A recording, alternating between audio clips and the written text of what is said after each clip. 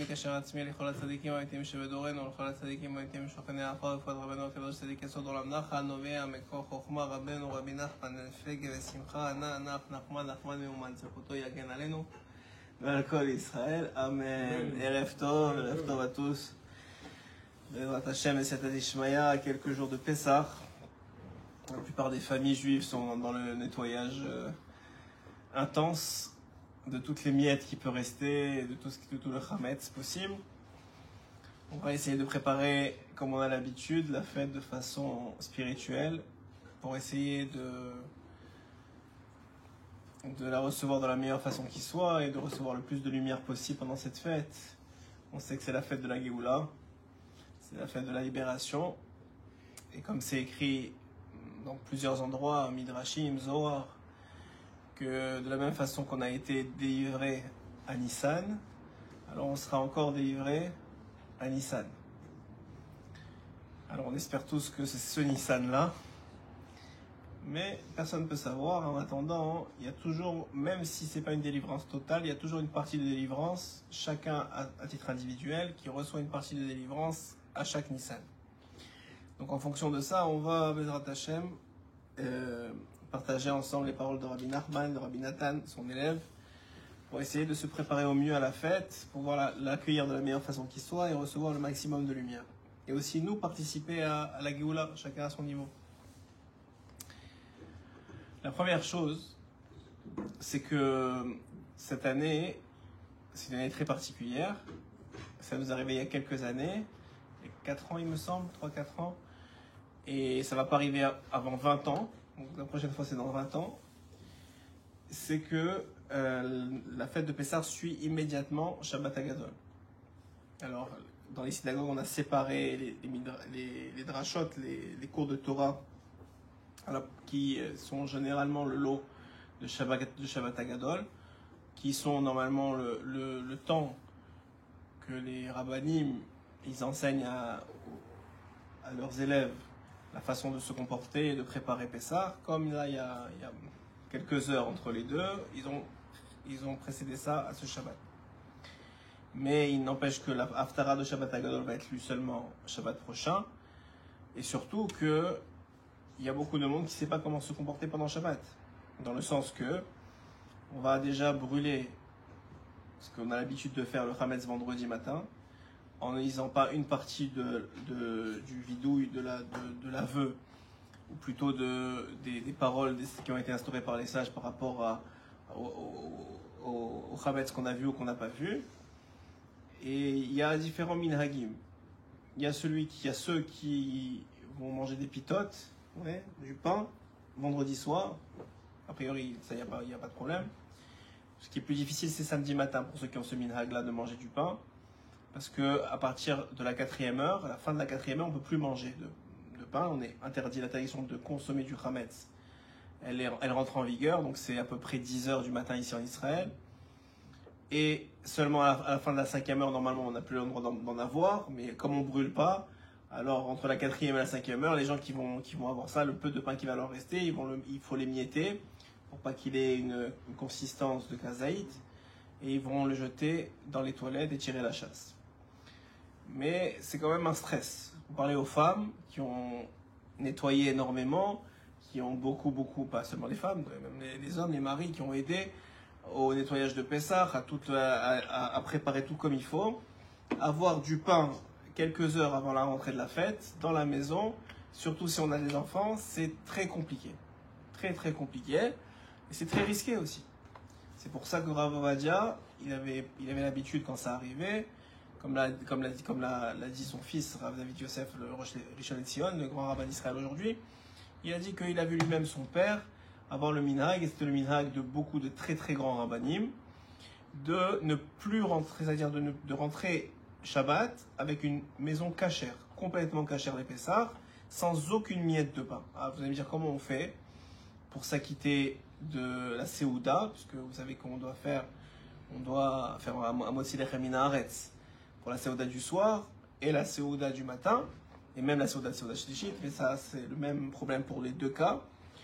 Et bien tout simplement, le Rav Ovadia a rapporté que celui qui, avant avant l'entrée de Shabbat, prend des matzot, n'importe quel type de matzot, et qu'il les trempe dans des œufs, et qu'il les frit, en s'assurant de ne pas que la matzot reste entière, qu'elle n'est pas cassée, parce qu'après ça, on rentre dans un problème que peut-être il y a moins que kazaït, et là, on peut plus faire motzi. Mais si la matzah reste entière après friture, alors cette matzah-là, elle peut être utilisée comme du pain. C'est-à-dire qu'on peut faire motzi sur 2 matzot de cette façon-là, et manger le kabetza qu'on a besoin de manger. Et comme ça, vous rentrez dans la fête sans aucun problème de ça fait qu'est-ce qu'il reste du pain, il ne reste pas du pain, comment je vais m'en débarrasser, comment je vais faire avec les enfants. Donc ça enlève beaucoup de stress déjà. Donc, au niveau ilchatik, c'est ce que recommandait Rav Ovadia. Il a d'ailleurs, quand il faisait sa dracha de Shabbat Agadol, quand ça arrivait, c'est comme ça qu'il disait qu'il fallait faire. C'est-à-dire tout simplement de frire des matzot trempés dans des œufs avant l'entrée de Shabbat, de préparer une quantité suffisante pour tout le monde, et de faire comme ça motzi et de manger avec ça. Alors, ça aurait été quoi le problème qu'on aurait pu penser? C'est que c'est écrit, pour vendredi soir, il n'y a aucun problème. C'est écrit que samedi, normalement, on ne mange pas de matzah, au minimum, dans la journée de samedi, parce qu'on va manger de la matzah le soir et on doit avoir cet appétit, mais surtout ce goût nouveau dans la bouche. Le Rav Ovadia a tout simplement expliqué que puisque la matzah elle a été trempée dans du lait, dans des œufs, et frit, elle n'a pas le vrai goût de matzah, et donc on garde la surprise entre guillemets du palais et toute la beauté de Pessah dans le soir du Seder. Il n'y a aucun problème avec ça. En plus, l'avantage de cela, c'est qu'on peut faire motzi vendredi soir sans problème. Samedi matin, on peut manger après 10h. On pourrait faire la prière normalement, mais pas avoir à commencer à faire Netz par exemple, pour ceux qui veulent pas faire la prière à 5h du matin, pour pouvoir manger avant 10h. Et surtout, on peut faire une seudah shlichit avec du pain. Enfin, avec du pain. C'est pas du pain, c'est des matzot frites. Et comme ça, on s'acquitte des 3 seudah. Bien sûr, il faudra faire la seudah shlichit à l'avance. Parce qu'à partir de la 7e heure après le lever du soleil, on n'est pas censé manger un repas complet, un repas avec du kabetza de pain ou de quoi que ce soit. La technique, c'est très important, on l'a déjà expliqué plusieurs fois, parce que quand notre esprit il est pas clair avec ce qui est technique, ça devient très compliqué de s'occuper de ce qui n'est pas technique, de ce qui est spirituel et de tout ce que représente la fête. Donc il faut que ce soit quand même assez simple et clair. Par exemple aussi c'est rapporté, on va dire, il explique que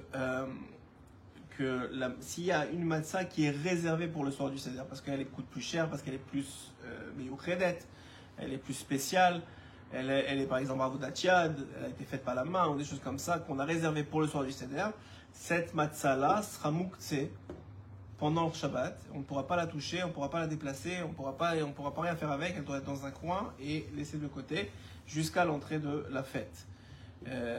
Par contre, si c'est n'importe quelle matzah, qu'il n'y a pas vraiment de différence, c'est pas quelque chose de miocrate, c'est pas quelque chose de spécial qu'on a réservé pour le soir de la fête, qu'on va manger de toute façon pendant toute la fête, il n'y aura pas de problème de l'utiliser ou même de le bouger si nécessaire.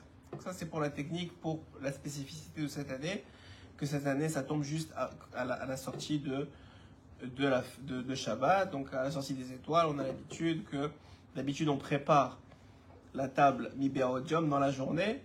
Là ce ne sera pas le cas, parce qu'on ne peut pas préparer de Shabbat pour la fête. Donc on attendra au minimum, pas la sortie des étoiles, au minimum le coucher du soleil, pour commencer à préparer pour la fête au minimum. Il y en a qui attendent jusqu'à Tset HaKochavim, la sortie des étoiles, mais déjà à partir du coucher du soleil, on est dans Ben Hashmashot. À Ben Hashmashot, on peut déjà commencer à préparer la table si on en a besoin pour la fête de Pessah, Bezrat Hashem. Maintenant, toute l'idée de la fête de Pessah, tout le soir de Pessah, on l'a répété chaque année, mais c'est toujours bon de s'en rappeler. C'est bon pour nous, c'est bon pour ceux qui l'écoutent. C'est de pouvoir se rappeler, d'abord, premièrement, comme le dit le Zohar, tous les sédères de Pessah, dans chaque famille, Hachem il descend avec tous ses séraphins, avec tous ses anges, avec tous les tzadikim, il descend dans chaque famille et famille. Évidemment, il y en a qui vont, en tout cas c'est comme ça que c'est écrit, on va pas commencer à dire il y a des conditions, pas des conditions, ça c'est chacun qui verra midi à sa porte. Mais c'est évidemment que s'il y a de la marloquette, s'il y a de la haine entre nous, s'il y a de la pas de sniout, alors ça c'est des conditions, bien sûr, que Hachem, c'est comme dans n'importe quoi, c'est comme dans un mariage, c'est comme dans n'importe quoi. Ça, Hachem, après, les choses, elles sont conditionnelles. Mais a priori, Hachem, il descend dans chaque famille, avec tous ses anges, avec tous ses tzadikim, avec tous les anciens qui sont partis de ce monde et qui appartiennent à cette famille-là, et ils descendent écouter la Gada de Pessah. Pourquoi c'est tellement important? Alors c'est rapporté que la Gada de Pessah, c'est toute la émouna de l'année, toute la foi qu'on doit acquérir cette année, elle est exprimée au moment de la Gada de Pessah, elle rentre à l'intérieur des matzot, c'est pour ça que plusieurs reprises on va les découvrir, et quand on va les ingérer, que ce soit le soir de Pessah ou même toute la semaine, on récupère de la émouna, on récupère de la foi en Dieu, parce que tout le Inyan, c'est de se rappeler qu'est-ce qu'il a fait pour nous. Hachem, il a dit voilà, vous étiez en Égypte, vous ne méritiez pas d'en sortir, en tout cas c'était pas le moment. Je vous ai sorti de là, j'ai changé toutes les lois de la nature pour vous montrer que c'est d'abord je suis le maître de la nature et de tout ce qui existe. Et non seulement ça, mais pour vous montrer que vous êtes précieux à mes yeux, que vous en valez la peine, que je suis prêt à descendre dans ce monde, à tuer les Bechorim, à amener la grêle, à amener toutes les diplés, à noyer les Égyptiens dans l'eau pour vous sortir d'Égypte, pour vous faire devenir un peuple qui reçoit la Torah et qui devient mon peuple, entre guillemets. Même pas entre guillemets, c'est vraiment ce que c'est. Et donc ça c'était nécessaire une fois dans la vie. Il n'y a pas eu une autre ouverture de la mer, il n'y a pas eu un autre diplé. Il y a eu des petits miracles par-ci par-là, bien sûr. On a eu des grands sauvetages, mais la plupart à partir de là ont été des sauvetages cachés. Comme on a expliqué au temps de Purim, au temps de Hanouka. C'est des choses qui sont cachées, c'est des choses qui sont extraordinaires, mais qui ne sont pas un vrai changement de nature. Le vrai changement de nature est apparu au moment de la sortie d'Égypte, parce que Hachem voulait montrer, un, que c'est lui qui a la main sur toute la nature, et deux, que pour nous, il est prêt à tout changer. Pour nous, parce qu'on est son peuple, parce qu'on est ses enfants, parce que plein de raisons, pour nous, il est prêt à tout changer, tout ce qui a été créé, tout ce qui a été fait, pour nous sortir d'une situation d'esclavage et nous rendre, comme on l'a déjà expliqué dans d'autres shiurim, esclaves de lui. Serviteur, esclave c'est un mauvais mot, mais serviteur du seul Dieu qui existe dans le monde. Et depuis, il ne nous a jamais laissé, il ne nous laissera jamais. Malgré tout ce que peuvent penser ou croire les ennemis d'Israël, c'est pas quelque chose qui arrivera, parce qu'il y a déjà une promesse, et toutes les promesses, on a expliqué déjà au nom de Rabbi Nachman, que toutes les promesses positives d'Hachem ne sont pas des promesses conditionnelles. Les promesses négatives, Shalom, elles sont conditionnelles à le comportement. Les promesses positives, c'est déjà pas conditionnel. Donc c'est déjà très positif de savoir que la délivrance finale, il n'y a pas de doute qu'elle arrivera. Alors la Gemara discute, est-ce qu'elle va arriver en avance, et à ce moment-là ce sera Berachamim, avec miséricorde, et parce qu'on aura mérité, entre guillemets, cette délivrance-là, parce qu'on aura participé plus que notre lot à cette délivrance, on l'aura accéléré, provoqué, par notre union entre nous, par notre comportement les uns vis-à-vis des autres, par nos comportements vis-à-vis de Dieu, ou bien elle arrivera en son temps, et à ce moment-là, malheureusement, selon l'opinion de la Gemara, ce ne sera pas tellement Berachamim. Mais arriver, elle va arriver. La promesse, elle est là. C'est ça la finalité de toute la création du monde. Donc la Géoula, elle va finir par arriver. La question, c'est quand est-ce qu'elle va arriver? Est-ce qu'elle va arriver en son temps ou avant son temps? On espère avant son temps, même une minute avant son temps, c'est déjà énorme. Alors on espère avant son temps. Ça, c'est la première chose. Maintenant, à partir du moment où on a compris ça, alors tout le Inyan du Seder de Pessah, c'est de reconnaître il y a un seul Dieu. Tout ce qu'on va raconter, il nous a sortis d'Égypte. D'ailleurs, on voit dans toute la Gada de Pessah, il n'y a pas une fois le nom de Moshe, il n'y a pas une fois le nom d'Aaron. Je ne comprends pas. Dans Purim, la Megillah, il y a plein de fois le nom de Mordechai. Dans la tfila qu'on fait pour Hanouka, on dit Bimé Matatia ben Yochanan Kohen Gadol. C'est les jours de Matatia Kohen Gadol. Celui qui a été la main droite d'Hachem dans toute l'histoire, c'est Moshe. Comment dans toute la Haggadah, il n'y a pas une fois Moshe? Pas seulement ça. Si vous remarquez, il y a un verset dans la Haggadah. qui est volontairement coupé en deux par Chachamim, parce que la fin du verset contient le nom de Moshe. Et pour ne pas l'inclure dedans, ils l'ont coupé en deux. Donc ça veut dire qu'il y a une volonté de la part de ceux qui ont instauré la Haggadah de ne pas mettre le nom de Moshe. Alors qu'on dit Shem ou Moshe Avdo, toute la condition de la Géoula, et nous, plus que n'importe quel dans ce shiur, on le dit, parce qu'on montre l'importance, et on connaît l'importance de l'attachement au tzaddik, mais le soir de Pessah, il n'y a plus de tzaddik, il n'y a plus d'intermédiaire, il y a Dieu, comme à la fin, comme ce sera à la fin, comme après Mashiach. Il n'y a pas d'auteur. Il n'y a pas d'auteur. Oui, il y a un auteur, c'est Dieu. Dieu, il est partout dans la Haggadah. Ah, qu'il a écrit, non, on ne sait pas. Non, ça, on ne sait pas.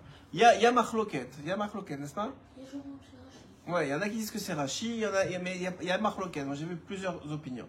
Mais en tout cas, ce qui est clair, c'est que, contrairement à ce qu'on vient de lire il y a quelques semaines, la Megillah de Esther, par exemple, où il n'y a pas une seule fois le nom de Dieu, contrairement à l'histoire de Hanouka, où on nous parle des Hashmonaïm, comment ils sont battus, etc. Mais bon, Dieu, il est un peu caché dans l'histoire. Là, c'est clair et net. L'auteur de tout, c'est Dieu. Il n'y a que Dieu. Et c'est lui qui gère tout. Et c'est lui l'unique. C'est lui le Ensof. C'est lui l'infini. Et tout est là pour rentrer à l'intérieur de nous et à l'intérieur de nos enfants. Puisque toute l'idée, c'est les enfants. On va essayer de faire... c'est-à-dire c'est un peu difficile d'habitude. On va essayer de faire tout de suite après la tfila, de faire le Seder de Pessah, pour que les enfants soient le plus réveillés, on leur réserve des bonbons, des choses comme ça pour qu'ils tiennent bon, etc., etc. Tout ça pour les intéresser et leur rentrer, parce que c'est un soir extrêmement propice à la Emouna.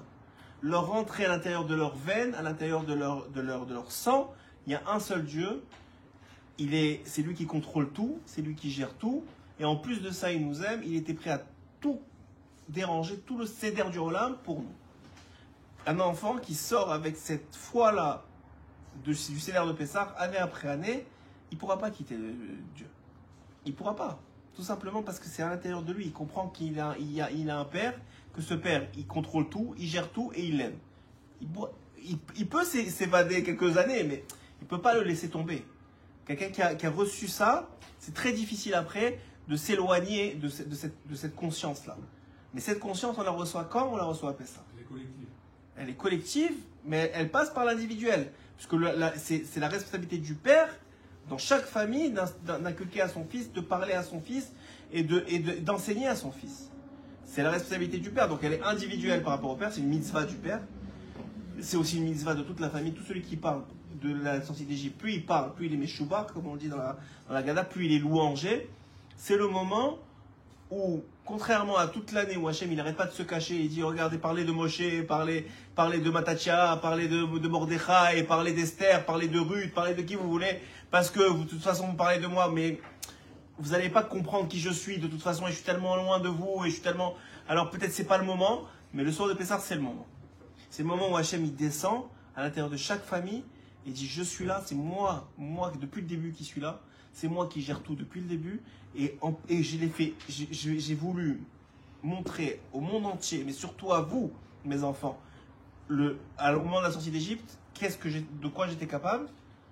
Et vous avez vu, vos parents, vos arrière-grands-parents et vos arrière-arrière-grands-parents, ceux qui étaient là en tout cas, ont vu, et vous l'ont transmis de génération en génération jusqu'à ce soir, et encore ce soir, vous le transmettez à vos enfants. Ça, c'est tout le Inyan de Pessah. Tout Pessah tourne autour du fait qu'il y a un seul Dieu, que ce Dieu-là, il contrôle tout, et qu'il nous aime tellement qu'il est prêt à tout transformer pour nous sortir et nous amener la Géoula finale comme il nous a amené la Géoula initiale. La Géoula finale n'a plus rien à voir avec la société. Non, 100%, bien sûr. Bien sûr que non, c'est pas la même, ce sera pas la même. Parce qu'il y a une idée fondamentale. C'est pas la Géoula elle-même, l'idée fondamentale. L'idée fondamentale, c'est qui est derrière la Géoula. Hachem lui-même est descendu pour tuer les premiers Égyptiens et nous sortir d'Égypte parce qu'on méritait pas d'en sortir. Ah, ça c'est pas grave, ça après pour aller dans le désert et après pour aller en Eretz Israël, ça c'était le but final. Et on est resté... Hein? Une fois qu'on est en Eretz Israël, on rappelle quand même. Que quoi? Il faut qu'on ait abouti. Parce qu'on n'est pas encore atteint la finalité. Ils sont rentrés en Eretz Israël. Mais ça change rien, c'est pas la finalité. Il n'y a pas eu de Géoula finale. Tant qu'il n'y a pas de Géoula finale, on rappelle l'Égypte. Qu'est-ce qu'on a dit? On l'a expliqué déjà dans la fête de Purim. On a dit que quand viendra le Mashiach et que la Géoula finale arrivera, il n'y aura plus de mention, entre guillemets, ni de fête fêtée, ni de Pessah, ni de Sukkot, ni de toutes ces fêtes-là. Pourquoi? Parce que c'est des fêtes dont les miracles ne seront rien par rapport à ce qu'on va vivre quotidiennement au moment du Mashiach. Et aussi parce que il y aura cette notion-là que, ça y est, il y a un dévoilement complet de Dieu. Donc le seul moment dans l'histoire où il s'est dévoilé, c'est rien par rapport au dévoilement quotidien et complet qu'on aura. Donc vous comprenez l'idée que on n'est pas encore dans la finalité. Donc tant qu'il n'y a pas la finale, on se rappelle, voilà les miracles d'Égypte. Voilà, il nous a sortis d'Égypte, mais pas seulement le soir de Pessah, tous les soirs de Shabbat, tous les Kiddush, tous les jours, toutes les filas de Shabbat, tous les Kriyat Shema, tous les Mezuzot, les Tefilin, tout ça, ça rappelle quoi? La sortie d'Égypte. Hein? C'est pas que ça en fait plaisir, c'est pour rentrer à l'intérieur de l'homme, parce que le monde est tellement mal fait, entre guillemets, il est très bien fait par Dieu, mais ça veut dire il a tellement cette tendance-là à tirer l'homme vers l'hérésie, et la remise en question de Dieu, que très vite tu peux te dire, ok, il nous a sorti une fois, mais bon, il est plus là, il nous a laissé tomber, et finalement, c'est pas lui qui gère tout. On crase Shalom, plein d'idées comme ça, qui peuvent rentrer à l'intérieur de l'homme. Tout le but de cette fête-là, qui revient chaque année, c'est d'éliminer le Hametz. Ce Hametz-là qui, justement, cette conception goy, cette conception philosophie goy, qui vient mettre le doute dans un, qui est Dieu, dans deux, quelle est ta relation avec lui. C'est toute l'idée.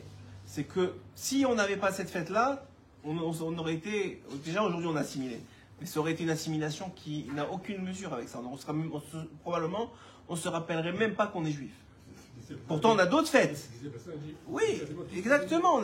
Alors, c'est ce que je vous dis. Donc, l'idée, elle est que Hachem nous dit, voilà, tous les ans, malgré que vous serez encore en galoute, malgré qu'aujourd'hui on est encore en galoute, tous les ans, on fête le fait qui nous a sortis d'Égypte et la Emouna qu'on a, c'est toute l'idée de la fête de la Mimouna à la fin, ou chez les Chabad du Seudat Mashiach, toute l'idée qu'il y aura une Géoula finale.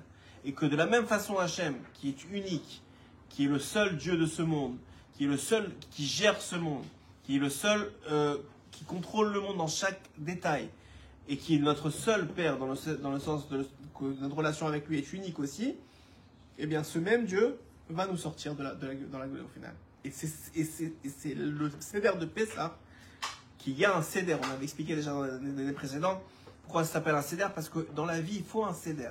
Et même dans la délivrance, vous avez dit vous-même, il y a un Seder. Alors on est sorti d'Égypte, après on nous dit on est parti. Ah, c'est vrai qu'on a passé 40 ans dans le désert, et après on est rentré en Israël, mais c'était pas fini, il fallait ressortir et re-rentrer, ressortir et re-rentrer, et le premier temple, le deuxième temple, oui d'accord, c'est un Seder.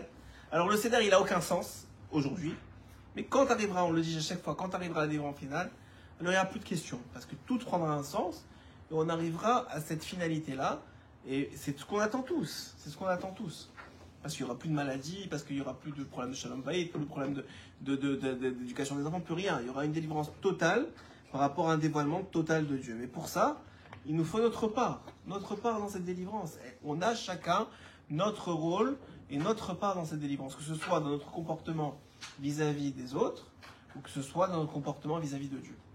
Et ça, c'est notre travail. Maintenant, comment on prépare au mieux, entre guillemets, ce Seder-là, la meilleure façon de le préparer, ou la meilleure façon de le réussir, entre guillemets, même, j'aime pas ce mot de réussite, on a l'impression qu'il y a un objectif absolument à atteindre, et ça nous met une pression qui n'est pas nécessaire, mais la meilleure façon de préparer ou de le réussir, c'est de remettre Dieu au centre. Ce qu'il est déjà, mais ce que toute l'année, même lui-même, il se retire et dit non, mais il y a Moshe, non, mais il y a Aaron, non, mais il y a Mordechai, non, mais il y a David, non, mais parce que vous n'êtes pas au niveau de comprendre qui je suis. Mais le soir de Pessah, c'est pas le cas. Le soir de Pessah, il dit, regardez, moi, je suis au centre, parce que c'est moi qui vous ai délivré, moi-même, pas personne, pas un ange, pas un séraphin, j'ai envoyé personne. Moi, je suis descendu, c'est moi qui vous ai délivré. Vous ne méritiez pas d'être délivré, en tout cas pour le peu qui ont été délivrés, les 1/5 selon Agmara. Vous ne méritiez pas d'être délivré, mais je vous ai sorti de là parce que j'ai vu plus loin, j'ai vu que vous mériteriez d'être délivrés, que vos enfants et vos petits-enfants, vos petits-enfants mériteraient d'être délivrés, et qu'à la délivrance finale, ce sera la même chose. Et donc, on voit qu'il y a cette idée-là centrale que, voilà, et Dieu, il est au centre. Et nous, on est là juste pour le louanger. Il y a le Hallel, c'est la seule nuit de l'année. La nuit, vous savez que dans la Torah et dans la Chassidoute en particulier, ça correspond à toute l'obscurité de ce monde, ce qui est le quotidien. Le fait que le monde, il est obscur, il cache Hachem, et on n'arrive pas à le voir, on n'arrive pas à le comprendre. Donc ça, c'est la nuit. Dans la nuit, le soir de Pessah, on te dit tu peux faire une bracha. Une bracha, ça veut dire tu peux pas mentir sur une bracha avec le nom d'Hachem. Donc tu n'es pas en train de mentir. Que tu peux louanger Hachem, il y a un dévoilement suffisant de Dieu ce soir-là pour qu'Hachem te dise tu peux faire la bracha pour me louanger. Dans l'obscurité, parce que cette obscurité, elle est éclaircie le soir de Pessah. Mais chacun, à son niveau, il peut dire, ok, mais moi, je mange le psouki et je me dispute avec ma belle-mère, et c'est ça mon Pessah. Ben, c'est ça mon Pessah. Personne ne peut enlever le libre arbitre à personne. Donc, vous continuez, c'est ça votre Pessah, et vous êtes content avec ce Pessah-là, et vous ne voulez pas avoir plus que ça. Alors, je suis désolé pour vous, franchement, j'ai de la peine. Mais si c'est plus que ça que vous voulez, et vous voulez vraiment une relation honnête, intègre, vrai, sincère avec Dieu, il y a une possibilité. Je vous l'annonce une semaine avant. Il y a une possibilité, samedi soir, de nettoyer cette relation, de la rendre plus authentique, plus honnête, plus vraie, tout simplement, en lisant des mots qui ont été écrits au minimum, il y a Rashi à peu près 2000 ans, au minimum, ouais, j'exagère, à peu près 1000 ans, et donc au minimum par Rashi, mais il y en a qui disent Rabbi Akiva, il y en a qui disent, bon, il y a plusieurs marloquettes. Mais en tout cas, au minimum, et qui ont été écrits dans le seul but de remettre dans notre esprit la clarté, et dans notre cœur, parce que ça va ensemble, la clarté qu'il y a un seul Dieu, que c'est lui qui gère tout, qui contrôle tout, et il a une relation, qu'il veut avoir une relation privilégiée avec nous. C'est l'essentiel de ce que dit Rabbi Nachman ou il y a autre chose?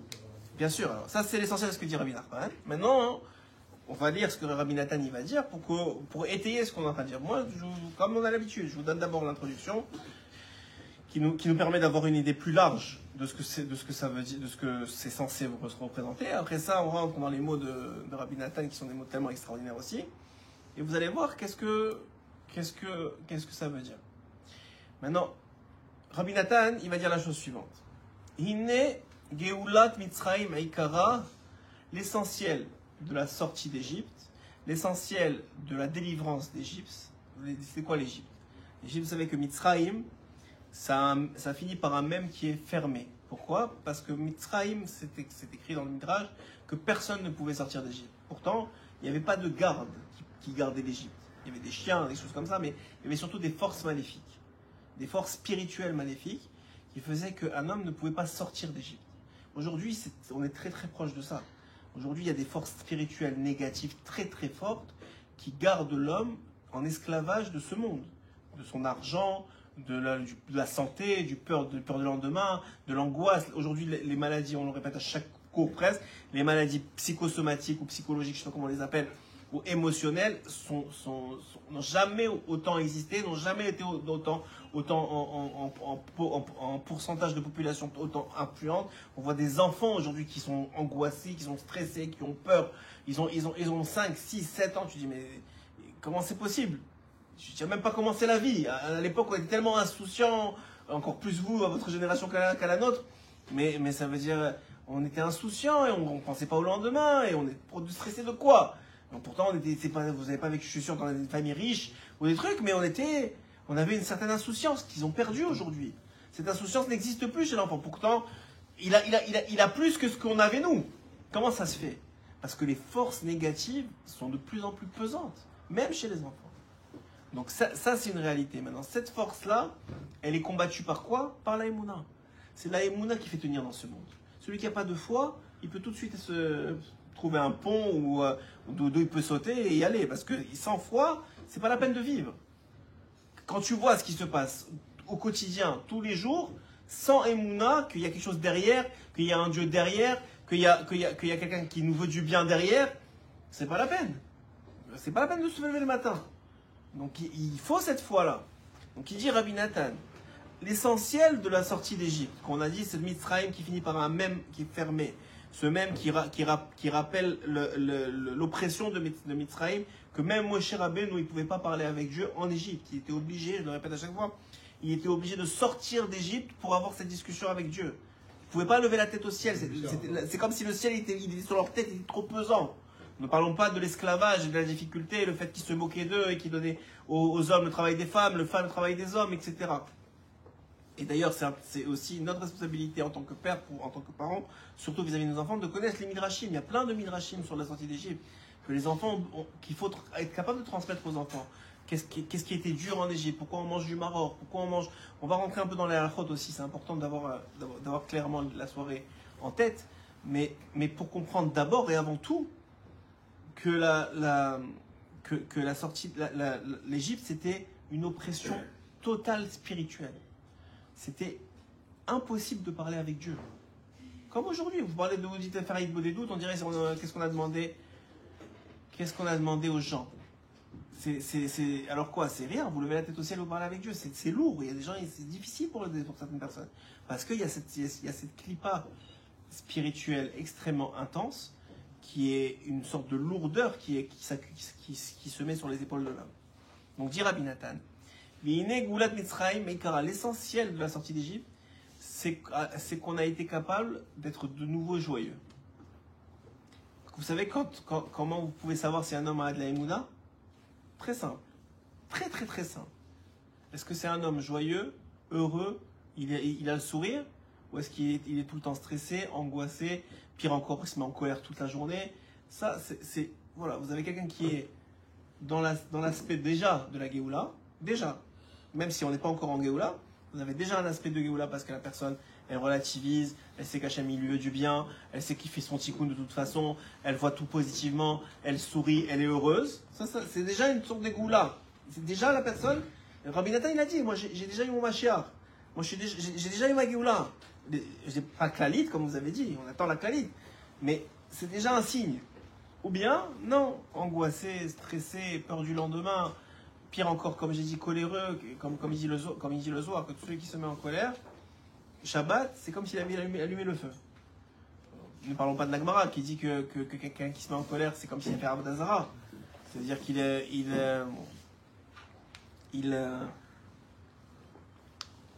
fait ni plus ni moins que de l'idolâtrie. Et ce qui est l'une des plus graves fautes.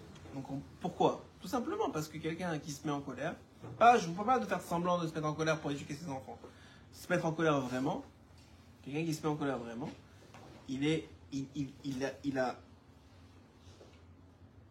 a admis que Dieu n'est pas dans la situation. C'est tout. Il est en train de montrer par son comportement, il n'y a pas Dieu. Parce que s'il y avait Dieu, de quoi je vais me mettre en colère? C'est lui qui gère, c'est lui qui contrôle. On va dire que c'est Dieu qui me met en colère. Hein? Mais non, bien sûr que non, parce que ça dépend quel Dieu vous voyez, encore une fois. Si vous pensez que c'est un Dieu qui veut vous tester, qui veut vous faire du mal, qui veut vous punir, non. Non, mais alors encore une fois, revenons, on reprend. Si un homme, tout simplement, si un homme, c'est la colère ou même la tristesse, hein. C'est le même niveau, ou la tristesse ou l'angoisse, tous ces types de comportements, ça prouve qu'on n'a pas conscience et qu'on n'est pas, qu'on n'a pas conscience et qu'on n'est pas, qu'on vit pas avec le Dieu qui nous a sortis d'Égypte.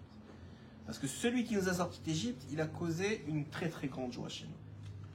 Donc si on n'atteint pas, dit Rabbi Nathan, cette joie-là, et on est tous dans le même bateau. On ne dit pas qu'on est tout le temps joyeux, mais sachez que quand vous ne l'êtes pas, vous montrez tout simplement à tout celui qui vous voit, mais surtout à Dieu, que vous ne vivez pas avec lui vraiment. Parce que celui qui vit vraiment avec le Dieu qui nous a sortis d'Égypte, celui qui était prêt à détruire toute l'Égypte, la puissance mondiale la plus énorme, comme vous direz aujourd'hui, les États-Unis et la Russie ensemble, et qui la détruirait devant vos pieds, que vous récupériez tout l'or et tout l'argent qui existe aux États-Unis et en Russie, que vous seriez dans les meilleures conditions du monde, entouré par des Hanan Kavod, à manger de la manne, du pain qui vient du ciel, tout ce que vous voulez, tout ce que vous imaginez de confort matériel et spirituel, Ça, c'est le Dieu qui nous a sortis d'Égypte.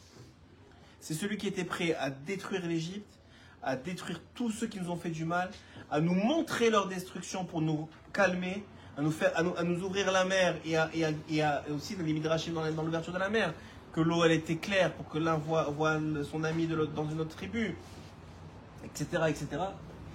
Et donc dans ce sens-là, et donc des choses là. Après, est-ce qu'on voit qu'ils étaient heureux et joyeux à sortir d'Égypte? Ils ont chanté. Azachir Moshe, ils sont toujours. Alors, c'est ça l'idée. C'est que. Qu'est-ce que vient nous enseigner Azachir Moshe? Qu'est-ce que vient nous enseigner le chant de la mer? C'est qu'ils n'étaient pas sortis d'Égypte tant et aussi longtemps qu'elle n'avait pas eu lieu devant leurs yeux la mort de leurs ennemis. C'était pas de leurs bourreaux plus que de leurs ennemis. Tant que ce n'était pas le cas, ils n'ont pas été capables de chanter. Qu'est-ce qui a été reproché au roi Hiskiyahu Améler, qui a été délivré de Sancheriv? De ne pas avoir chanté. C'est quoi l'idée de ne pas chanter? L'idée de ne pas chanter, c'est l'idée de ne pas reconnaître, attends, je suis dans les mains de Dieu. Je peux être que heureux. Il n'y a que du chant qui peut sortir de moi. Si je ne suis pas à ce niveau-là, c'est que j'ai un niveau d'Emouna qui est chasser. C'est pour ça que le Hiskiyahu, alors qu'il avait des myriades, je ne sais pas comment on dit, des milliards de personnes ou des millions de personnes au port de Jérusalem et qu'il était roi d'Israël, il avait un niveau de Emouna suffisant pour dire à Hachem, moi je vais dormir, toi tu t'en occupes. Vous imaginez le stress, il y a des familles, des femmes, des enfants qui pourraient être déchiquetés par tous ces hordes de barbares qui sont au port de Jérusalem, et lui tranquille, il va dormir. Mais c'est un niveau d'Emouna énorme, on est très loin de Hiskiyahu Améler, oui. Et bien lui, il devait être Mashiach, c'est comme ça que dit la Gemara. Pourquoi il n'a pas été? Parce qu'il lui manquait un petit peu dans cette Emouna, qui a été démontré par le fait qu'il n'a pas chanté. Ça veut dire que cette joie-là qui lui manquait, à la suite de la délivrance, cette joie-là, ça montrait qu'il manquait encore un peu. Mais qu'est-ce qui manquait aux Hébreux à l'époque? Non, il n'a jamais voulu. Il ne devait jamais venir à cette époque. Hachem, il avait toujours le même plan. Ils ont chanté. Hein? Si c'est la condition de la même. Alors eux, ils ont chanté. Ils ont eu une première Géoula, ils ont chanté, mais elle n'était pas complète. Ils ont fait Azachir Moshe, mais quelques jours plus tard, ils se sont plaints de ne pas avoir assez de viande. Ils ont dit, venez, on retourne en Égypte. Donc vous voyez bien que c'était pas. Ils ont chanté ensemble. Non, c'est pas vrai. Ils ont chanté magnifiquement bien. C'est pas vrai ça. C'est écrit que le chidouche de Azachir Moshe, c'est qu'il n'y avait pas une lettre dissonante. Ils ont tous chanté, alors qu'ils n'avaient jamais entendu le texte. C'était tous Ruach HaKodesh. Tous par prophétie, ils ont chanté mot pour mot, ensemble, il n'y avait pas une lettre, un son qui dépassait. Tout le monde en même temps, vous imaginez, 6 millions de personnes qui sortent, femmes, enfants, hommes, les femmes ils se sont séparées pour chanter avec Myriam, mais on va dire les hommes, etc. Ils ont chanté la même chanson, au même rythme, à la même mélodie, tous ensemble. Donc il y avait une aide divine extraordinaire. Maintenant, encore une fois, ce n'est pas la délivrance finale. On n'a pas arrivé. Donc on ne peut pas comparer à ce qui n'est pas arrivé. On n'est pas là pour comparer à ce qui n'est pas arrivé. On est là pour dire, voilà, ce qui est arrivé, c'est la preuve de beaucoup de choses, pas de tout. Mais sinon, encore une fois, si on avait la preuve de tout, ça veut dire qu'on saurait, on ne serait plus dans la foi ou dans la croyance. Et à ce moment-là, si on n'est plus ni dans la foi ni dans la croyance, il n'y a plus de raison de ce monde. Ce monde, il est là pour justement nous garder dans la foi et la croyance et pas dans le savoir. Si on était dans le savoir, on a déjà expliqué dans cette notion-là qu'il n'y a pas besoin de... Ça veut dire qu'à l'époque, ils croyaient à la délivrance finale. Je sais pas, je pourrais pas vous dire s'ils y croyaient ou ils y croyaient pas, mais c'était déjà... Ça n'a pas eu lieu, donc ils n'y croyaient pas. Peut-être. On peut dire ça comme ça. C'est très possible. De toute façon, ils croyaient même... Déjà 4/5 ne croyaient même pas devoir sortir d'Égypte. C'est déjà le 1/5, ils y croyaient, c'est déjà bien.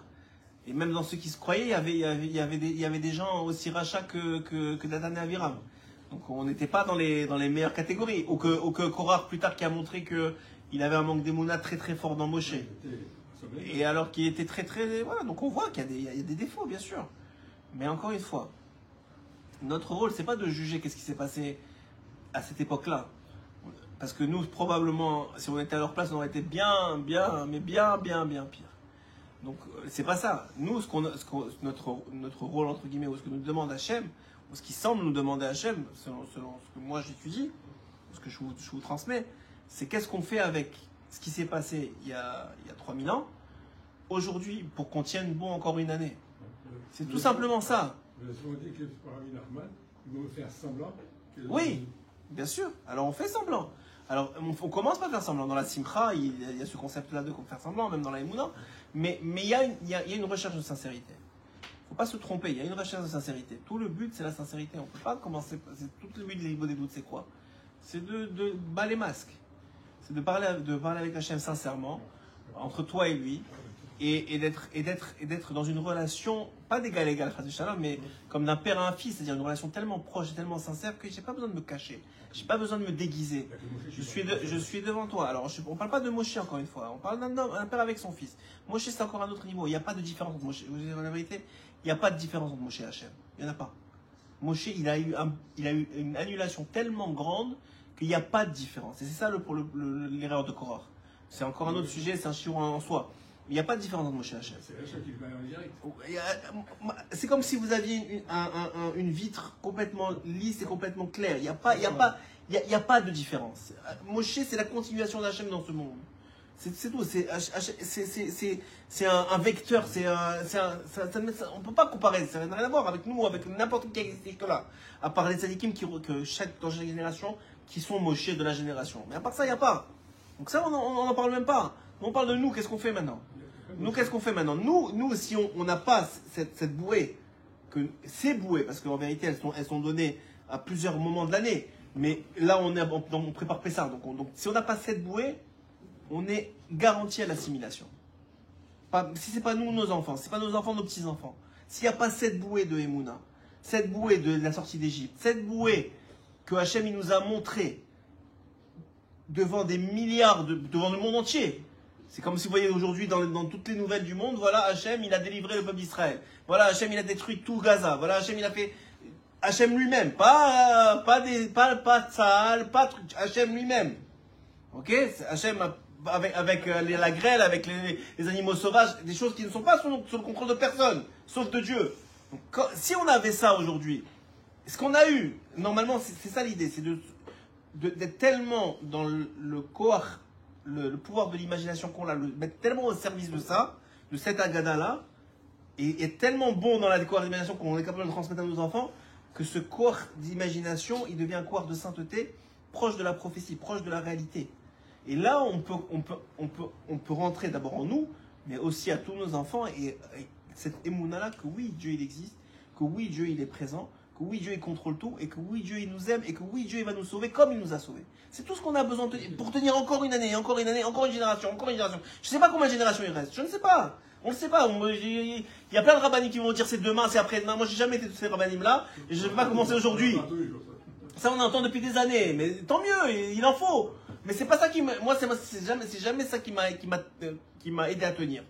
Ce qui m'aide à tenir, c'est de savoir que oui, il nous a délivré une première fois. Oui, il contrôle tout. Oui, il gère tout. Oui, il nous aime. Et oui, il va nous délivrer une deuxième fois. Je ne sais pas quand. Peut-être ce sera pas moi. Peut-être ce sera mes enfants. Peut-être ce sera mes petits-enfants. Mais je sais que oui. Et moi, mon rôle, c'est qu'il n'y ait pas de coupure dans cette relation entre la sortie d'Égypte et la délivrance finale. Qu'il n'y ait pas une coupure qui soit une coupure, comment on dit, définitive. C'est mon rôle. Mon rôle, c'est de continuer à faire passer à la prochaine étape. C'est ça mon rôle. Et c'est ça toute l'idée de Pessah. C'est ce que mes parents ils ont fait avec moi. Est-ce que leur père il a fait avec mon père? Est-ce que mon père il a fait pour qu'on arrive là? Comment ça se fait que 3000 ans plus tard, on parle de la même sortie d'Égypte? Ça fait aucun sens. Ça y est, on en a parlé une fois, deux fois, tous les jours, tout le temps. Oui, c'est important c'est parce que c'est ça qui nous fait tenir. C'est ça qui nous définit en tant que peuple. On a été créé en tant que peuple au moment de la sortie d'Égypte. C'est juste qu'il faut comprendre ça. Le peuple d'Israël, c'est pas en Égypte qu'il s'est créé. Il a été creusé, c'est le creuset on appelle ça le creuset de la délivrance et du peuple. C'est-à-dire que la souffrance, etc., nous a rendus des gens humbles, des gens capables de baisser la tête devant Dieu, même si on a la nuque raide, comme le Midrash le dit, comme la Gemara le dit, mais on est capable de ça. Mais tout mon rôle à moi, c'est ça. C'est au moins de ne pas créer cette coupure définitive que malheureusement on voit aujourd'hui dans plein de familles. Il y a plein de familles qui ont des frères, des oncles, des tantes qui sont avec des goyim, surtout si c'est des hommes, c'est fini. Leurs enfants, c'est plus des juifs. Leurs petits-enfants non plus, c'est terminé. La génération est partie. C'est ça ma responsabilité. C'est ça qu'Hachem il attend de moi. Je suis pas là pour... je suis pas Mashiach. Je suis pas Moshe. Je suis juste un homme qui a eu le srout d'avoir un père, qui lui a expliqué, qui lui a même pas expliqué, ça ne s'explique pas, qui a rentré à l'intérieur de lui cette foi-là, que oui, il y a un Dieu, que oui, il nous a délivrés et que oui, il nous délivrera. Et c'est cette étape-là que je dois transmettre. Et cette étape, et ça doit suffire, dit Rabbi Nathan, à être Bessimcha. Savoir qu'il y aura une délivrance finale, ça devrait suffire. Ça devrait suffire. Qui simchao olam acherut. Regardez ce qu'il dit, parce que la joie, c'est ça le monde de la liberté. Le monde de la liberté, c'est quoi? C'est être joyeux, c'est ça. La joie, être heureux, être sans angoisse, sans stress. Ça, c'est le monde de la liberté. Qui Moshe Katuv, qui besimcha tetseu. C'est écrit avec la joie, vous sortirez. Ken? Moshe Katav Rabbeinu Naoré, comme il a dit Rabbi Nachman, écoutez Moran Tinyan à Siman Yud. Veikar Galout aliédé Adzvut. L'essentiel de la galoute, c'est quoi? C'est la tristesse, l'angoisse, le stress, la colère, tous ces midotes-là qui montrent que tu ne vis pas avec cette réalité-là, que c'est Dieu qui gère le monde. Tu penses que tu gères, tu penses que les autres y gèrent, tu penses que tes ennemis gèrent, tu penses que toi tu gères. Mais Dieu, il n'est pas dans l'idée. Attendez. Venez, on avance un petit peu, sinon on ne va jamais y arriver. Chez Galout Ashrina, c'est la galoute, la Hazvout, c'est la galoute de la Shrina. La Shrina, c'est la partie féminine de Dieu. Oui, vous savez que dans la Kabbalah, la partie féminine, c'est tout ce qui correspond à la Malchut, la royauté. D'ailleurs, hier, on a fait Birkat Levana. La lune, ça correspond à la partie féminine de Dieu. Pourquoi? La partie féminine tout court. La lune, c'est la partie féminine du soleil. Pourquoi? Parce qu'elle n'a pas de lumière propre. Elle reçoit du soleil. Et tout ce qu'elle reçoit du soleil, elle le retransmet, c'est ce qu'on voit. La partie de la lune qu'on voit, c'est celle qui est illuminée du soleil. Donc la féminité, c'est le même principe. Elle reçoit de la lumière, de la chokhma. Bina aussi, c'est féminin. Donc elle reçoit de la lumière de la chokhma et elle le retransmet. La malchut, c'est la shrina. Dans ce monde, la malchut, c'est ce monde-ci. Tous les mondes supérieurs, comment Hachem il se dévoile? Il influe des influx spirituels très forts à travers les sphirotes. Les sphirotes, c'est quoi? C'est des éléments de dévoilement de qui il est. Le chesed, c'est sa partie miséricorde ou bonté. La gvura, c'est sa partie rigueur. Oui? Ça, c'est des éléments qui le dévoilent. Donc, à partir du moment où il y a un dévoilement de Dieu, alors on sort de la galoute et on arrive dans l'olam acherut, dans le monde de liberté. Ce monde de liberté, moi, c'est pas moi qui le dis. Rabbi Nathan, Baruch Hashem, ça fait longtemps qu'on l'étudie, on sait qu'il a raison 100% du temps. Alors, qui vous dit? Tu veux savoir si tu es dans quel monde tu es? Pas pour juste se demander philosophiquement est-ce qui a raison ou qui a tort. Entre guillemets, je m'en fiche. Moi, je veux tenir bon dans ce monde. Je veux tenir bon en tant que juif et je veux que mes enfants ils tiennent bon en tant que juif. C'est ça mon but dans ce monde. Donc, à partir du moment où c'est ça mon but, je veux savoir comment je fais. Rabbi Nathan, il te dit, c'est très simple. Tu es dans la simcha, tu es dans la emuna, tu es dans la joie, tu es dans la foi, tu as confiance, tu es dans le olam acherut, tu es dans la partie de ce monde, c'est très difficile, elle est très opaque, ce que tu veux, mais tu es dans la partie de ce monde de liberté. Tu es dans le stress, tu es dans l'angoisse, tu es dans la peur, tu es dans la colère, tu es dans la partie de ce monde qui s'appelle la galoute. Maintenant, en quoi ça m'aide? Premièrement, parce que ça me permet de juger la situation et d'avoir un regard clair sur où j'en suis. À partir du moment où je sais où j'en suis, maintenant je peux travailler pour avancer. Alors il dit,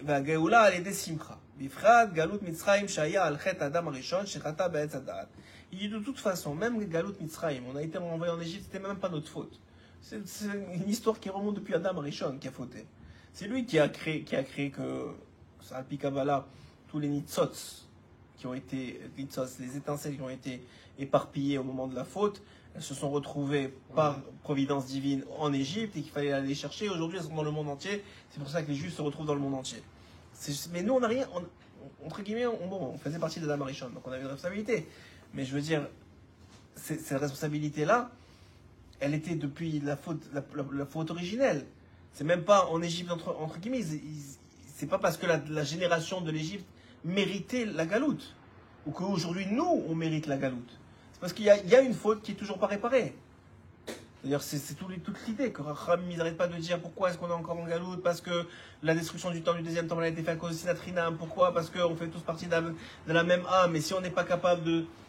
Oh, et si on n'est pas capable de recréer ce lien originel dans l'âme d'Adam Arishon, alors il n'y a pas de réparation. Parce que c'est quoi l'idée de la réparation, de la avatrinam, de se comporter de façon bienveillante avec chaque autre juif? C'est de redémontrer ou de réparer les liens qui existaient à l'origine, à l'intérieur même d'une seule âme. Que depuis, elle a été séparée, comme Aman a dit, elle est Mefouzar, Mefourad, elle est complètement séparée, elle est complètement dispersée, dans l'idée même que nos âmes, elles sont censées être une unité. Et tant que cette unité n'est pas retrouvée, vous pouvez tourner dans tous les sens du terme, je ne sais pas quand elle sera retrouvée, mais vous pouvez tenir, il n'y aura pas une Géoula à devancer. Il n'y aura pas une Géoula à devancer. Maintenant, combien faut-il de personnes unies pour que ça marche? Rabbi Nachman, il a parlé de 10 personnes. Peut-être ça suffit, je ne sais pas combien il en faut. Mais en tout cas, il faut une unité qui démontre qu'on recolle les morceaux d'Adam Rishon. Toute la réparation, c'est ça. Alors, il dit ici, parce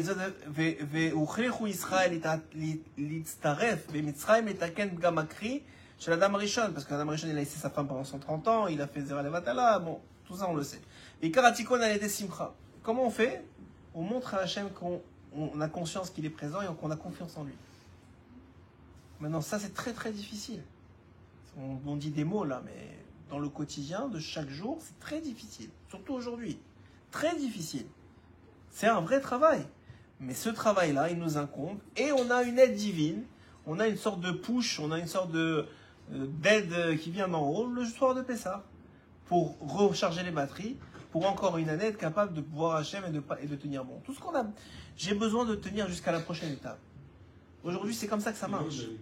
C'est long, bien sûr, c'est très long. Mais on a Shavuot, après on aura Shavuot, après il y aura Sukkot, etc. Mais tenir bon jusqu'à la prochaine étape.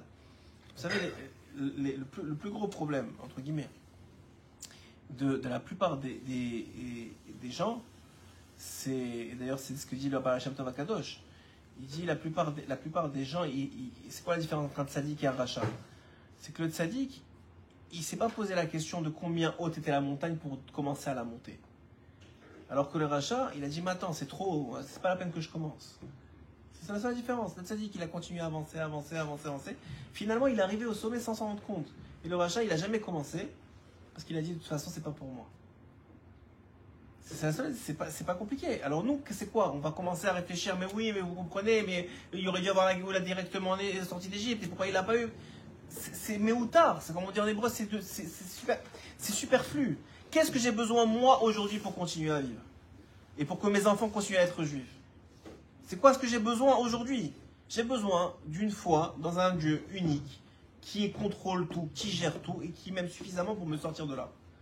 Et j'ai besoin de transmettre ça à mon fils, à ma fille, et à tous ceux qui sont autour de moi. Pour que tous ces gens-là continuent à trouver dans cette foi-là la force de continuer à faire Shabbat, la force de continuer à mettre les téphilines, la force de continuer à lever la tête au ciel, la force de continuer à parler avec lui, la force de continuer à manger kasher, la force, c'est tout. C'est ça qui nous permet de... Et ça, c'est un cercle vertueux, parce que celui qui mange kasher, il purifie son sang, il nourrit son cerveau, il étudie la Torah, donc il réfléchit avec des choses positives, il se purifie lui-même. Et ainsi de suite, et on crée un lien. Mais si je commence à réfléchir tout le temps, mais non, mais tu comprends, ça aurait dû arriver comme ça, mais ils auraient dû penser comme ça, mais on va jamais y arriver. La question, elle est, qu'est-ce que j'ai besoin maintenant pour tenir bon jusqu'à la prochaine étape? Pour continuer à faire Shabbat, une femme aujourd'hui d'être sniout, c'est pas facile. Avoir un kissouille roche sur la tête, le supporter. Combien on l'a vu? Combien de nos mères, combien de nos grands-mères ont lâché le kissouille roche? On ne parle pas de nos propres mères ou grand-mères, mais dans les générations. Surtout en France, quand ils sont arrivés, on lâchait la tsniout. Donc on voit bien que c'était... on voit qu'il y a quelque chose qui c'est très difficile. Il faut donner énormément de respect et d'applaudissements et de couard à toutes les femmes aujourd'hui qui sont sniout dans un monde de plus en plus dénudé. La même chose pour un juif, un homme qui continue à étudier la Torah, à se lever le matin, alors que le monde il est après l'argent, donc c'est ça qu'on a. La question c'est comment je continue à trouver la force de faire ces choses-là. Seulement si j'y donne du sens. Et le seul sens qu'il y a à donner à ça, c'est la foi que je mets dans un Dieu unique qui m'a sorti d'Égypte. Ça ne doit pas être ici. Ah, c'est ici. Bon, alors c'est une Azaka, vous voyez, il y a un Dieu unique. On va vous revenir, Bezrat Hashem. Prenez soin de vous.